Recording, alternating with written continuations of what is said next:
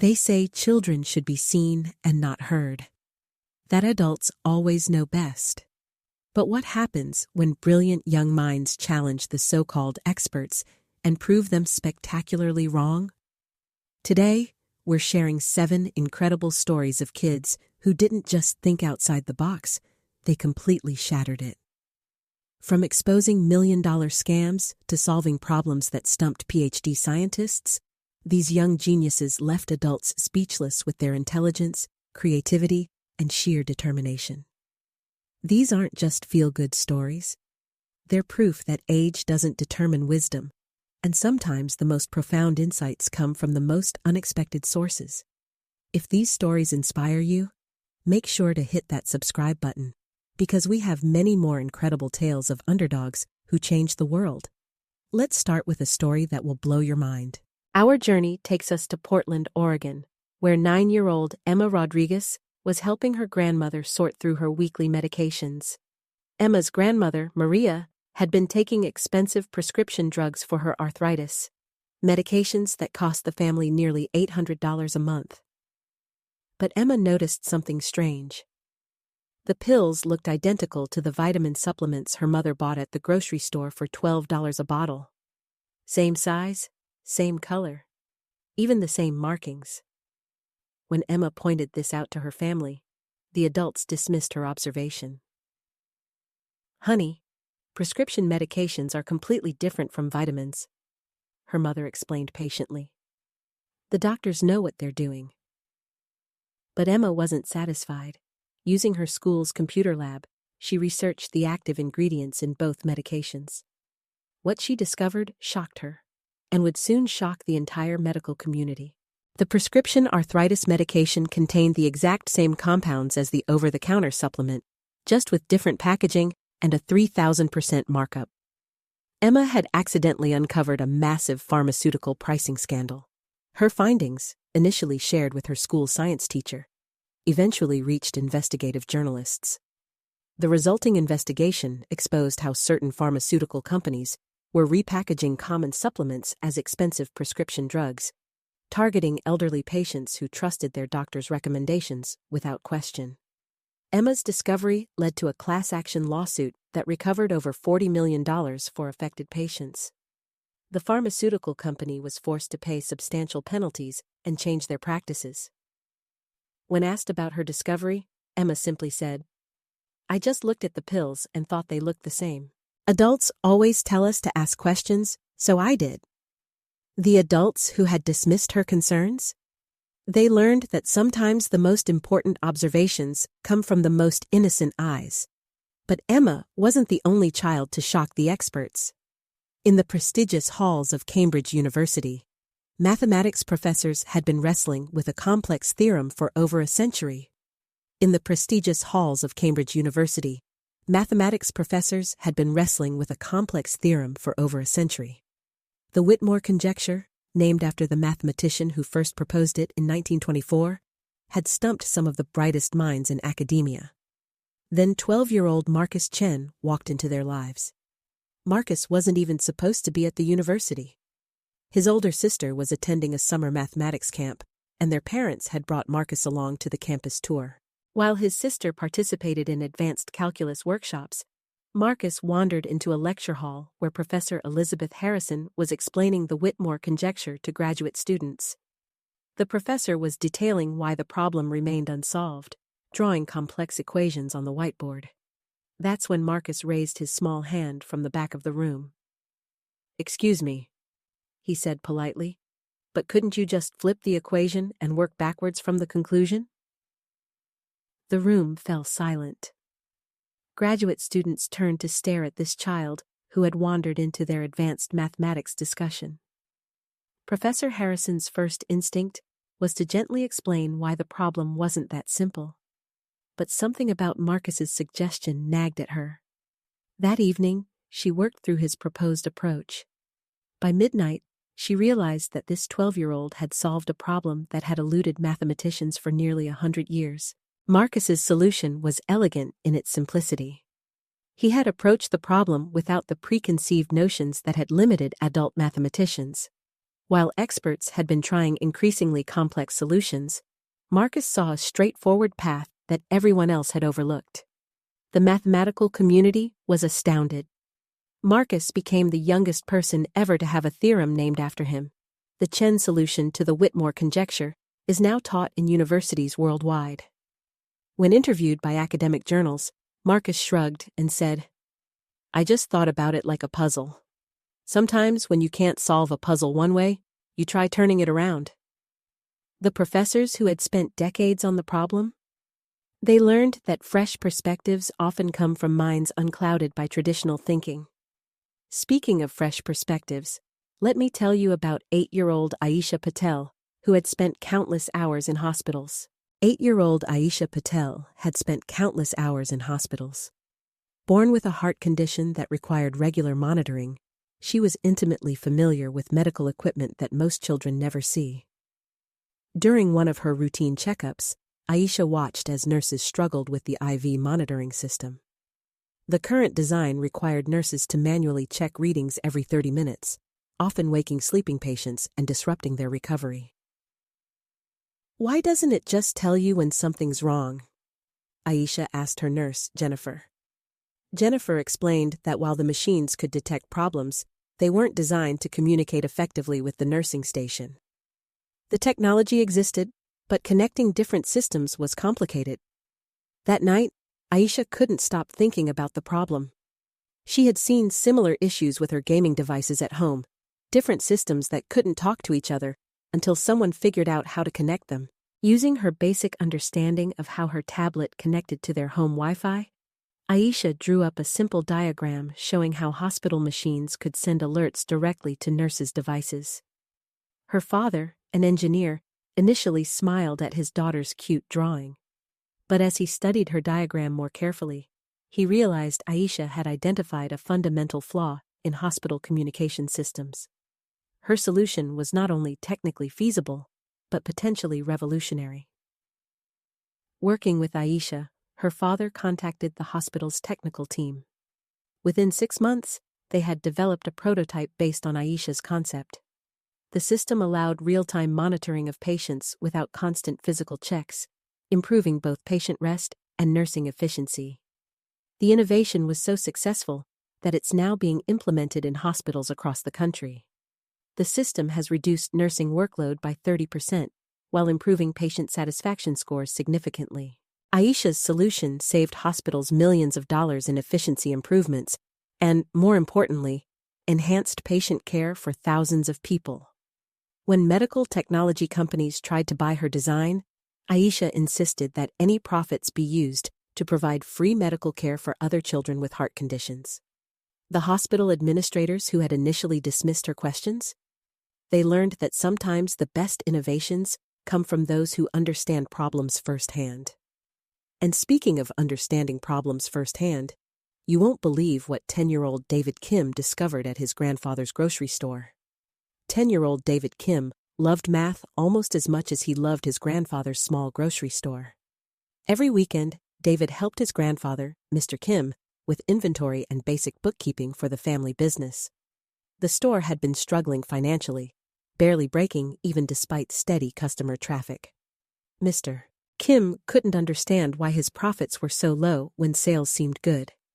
David noticed something odd about their supplier invoices. The grocery distributor, Mega Fresh Corp., charged different prices for identical products depending on the delivery date. Sometimes milk cost $3 per gallon, sometimes $4.50, with no apparent pattern. When David pointed this out to his grandfather, Mr. Kim explained that wholesale prices fluctuated based on market conditions. "It's complicated business, David. Adults understand these things." But David's mathematical mind couldn't accept the randomness. He created a spreadsheet tracking all their orders for 6 months, looking for patterns in the pricing variations. What he discovered was shocking. MegaFresh was systematically overcharging small businesses while providing the same products to large supermarket chains at significantly lower prices. The price variations weren't based on market conditions. They were based on the supplier's assumption that small business owners wouldn't notice or wouldn't have the resources to fight back. David's analysis revealed that his grandfather's store was being overcharged by nearly 40% compared to the rates offered to larger customers for identical products. Armed with David's spreadsheet evidence, Mr. Kim contacted other small business owners in their community. They discovered that dozens of family-owned stores were victims of the same pricing scheme. The evidence was so clear and well organized that it caught the attention of the state attorney general's office.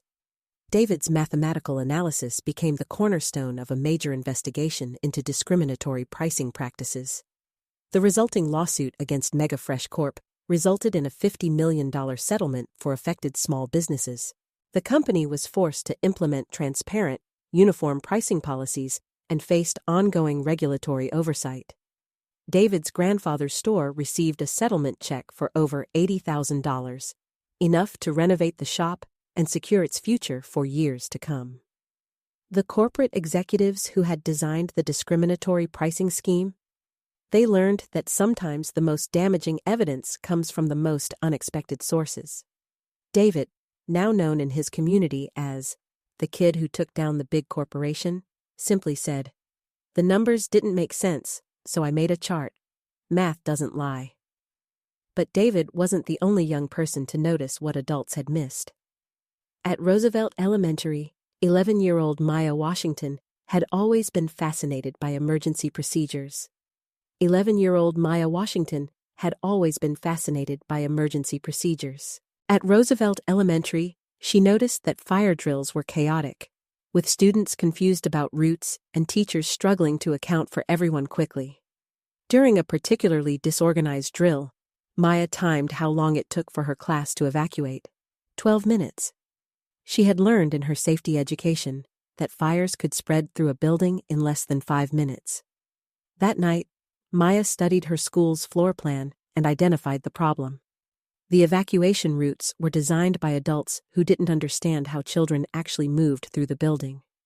The official evacuation plan required students to exit through main hallways, creating bottlenecks at doorways. But Maya knew that students naturally moved toward side exits and outdoor areas they were familiar with from recess and lunch. Using colored pencils and graph paper, Maya redesigned the evacuation routes based on natural student movement patterns. Her plan utilized multiple smaller exits instead of funneling everyone through main doors.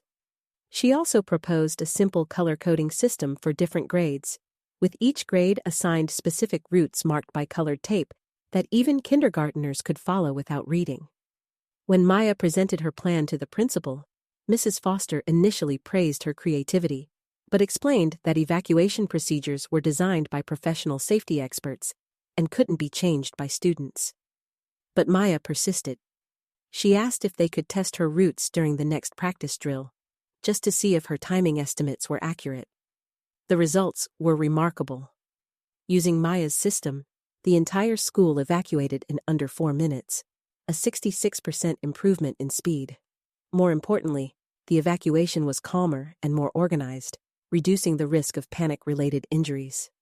Word of Maya's innovation spread to other schools in the district. Safety consultants studied her approach and discovered that traditional evacuation plans often ignored the psychological and physical realities of how children respond to emergencies. Maya's child-centered design principles are now incorporated into safety protocols at over 300 schools across the state. Her approach has been published in national safety journals and is taught in emergency management courses. The safety experts who had initially dismissed her suggestions? They learned that sometimes the best solutions come from understanding the actual experience of the people you're trying to protect. Maya was invited to speak at the National School Safety Conference, where she told an audience of adults, "You have to think about how kids really act, not how you want them to act. We're not small adults, we're kids." Her presentation received a standing ovation from safety professionals, who realized they had been designing systems for theoretical children rather than real ones. Maya's success reminds us that the best solutions often come from understanding reality rather than theory. 9-year-old Carlos Mendoza understood this better than anyone. 9-year-old Carlos Mendoza loved fishing with his father in the river that ran through their small town of Cedar Valley. But lately, Carlos noticed that fewer fish were visible in the water. and those they caught seemed smaller and less healthy. When Carlos mentioned this to his father, he was told that fish populations naturally fluctuated and not to worry about it. But Carlos was a curious child who paid attention to details. He started keeping a fishing journal, noting the number and size of fish caught on each trip. The data showed a clear decline over the past year. Carlos also noticed that the water looked different, slightly cloudier than he remembered. At school, Carlos shared his observations with his science teacher, Ms. Rodriguez. She helped him research possible causes for declining fish populations, including pollution, temperature changes, and chemical contamination.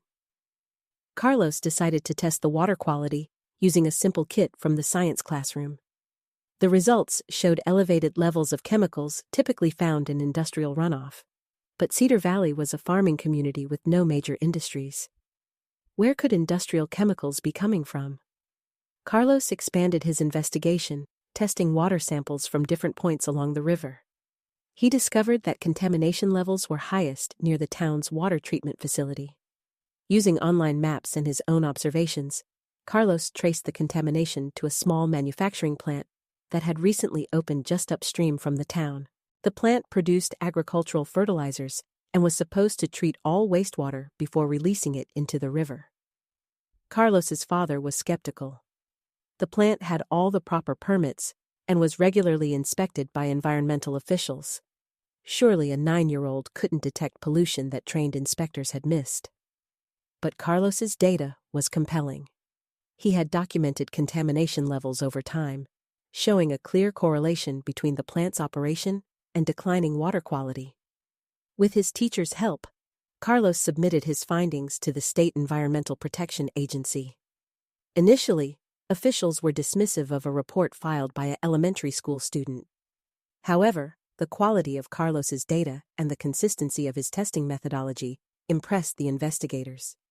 They conducted their own comprehensive water quality assessment and discovered that Carlos was absolutely correct.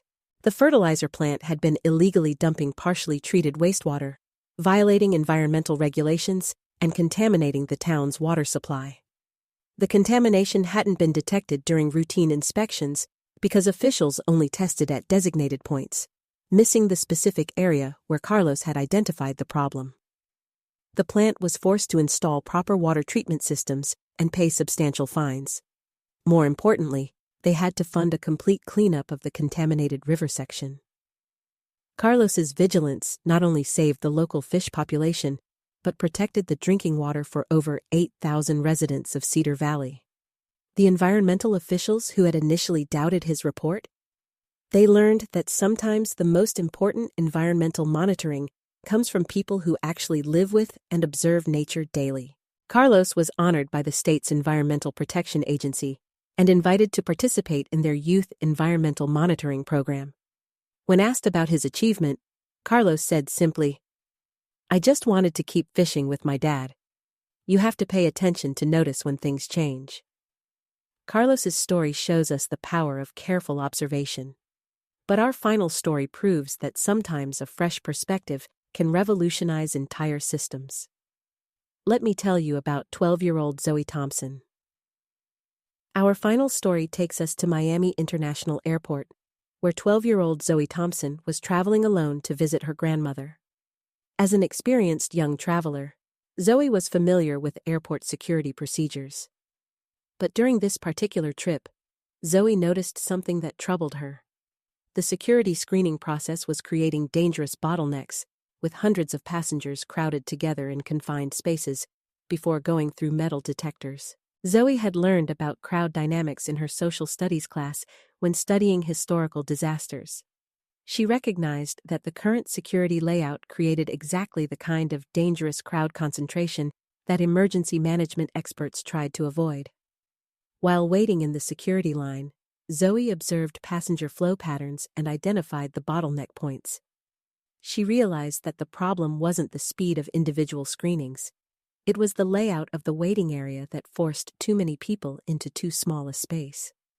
During her flight, Zoe sketched out an alternative security layout that would distribute crowds more evenly and reduce dangerous concentrations of people. Her design used multiple parallel screening lines instead of a single funnel system. When Zoe returned home, she shared her observations with her father, a logistics engineer. He was impressed by her analysis, but explained that airport security was designed by federal experts who understood complex safety requirements. But Zoe persisted. She researched airport security protocols and discovered that her concerns about crowd safety were shared by security professionals. Several incidents at other airports had highlighted the vulnerability created by large crowds in confined screening areas. With her father's help, Zoe contacted the Transportation Security Administration with her suggestions. Her detailed analysis and proposed solutions caught the attention of TSA officials who were already looking for ways to improve both security and passenger flow. Zoe's design principles were tested at a smaller regional airport where they reduced wait times by 40% while improving overall security by eliminating dangerous crowd concentrations. The success led to a broader implementation of Zoe's concepts across multiple airports. Her approach is now part of the standard TSA training manual for security checkpoint design. The federal security experts who had initially questioned whether a 12-year-old could contribute to airport security, they learned that fresh perspectives often identify problems that experts have become blind to through familiarity. Zoe was invited to speak at the International Airport Security Conference and was awarded the TSA's Civilian Recognition Award, the youngest person ever to receive this honor. When interviewed by aviation security magazines, Zoe explained, "I've been through a lot of airports, and I just noticed that the lines felt dangerous. Sometimes when you're not the expert, you can see things that experts miss because they're thinking about different problems." Her insight led to security improvements that protect millions of travelers every year. These 7 young heroes prove that age is no barrier to brilliance. From exposing pharmaceutical fraud to revolutionizing airport security, these kids didn't just think differently, they thought better. What made them special wasn't superior intelligence or advanced education. It was their willingness to question what adults accepted as normal, their fresh perspectives unclouded by conventional thinking, and their courage to speak up when they noticed something wrong.